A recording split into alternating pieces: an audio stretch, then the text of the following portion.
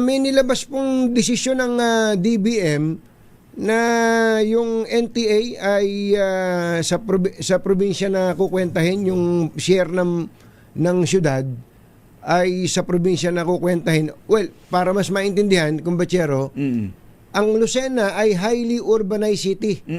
Highly urbanized city. Pero ngayon may kumukwestiyon ang DBM at DILG na hindi pala ito dumaan sa proseso ng pagka-highly urbanized city. Hindi pala ito dumaan sa plebisito. Pwede ba yun? Oo.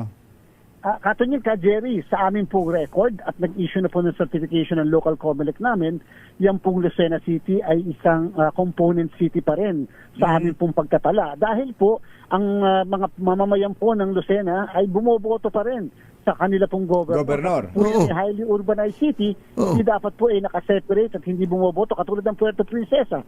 Ang Puerto Princesa ay isang highly urbanized city kung kaya hindi siya bumoboto sa kanilang governor.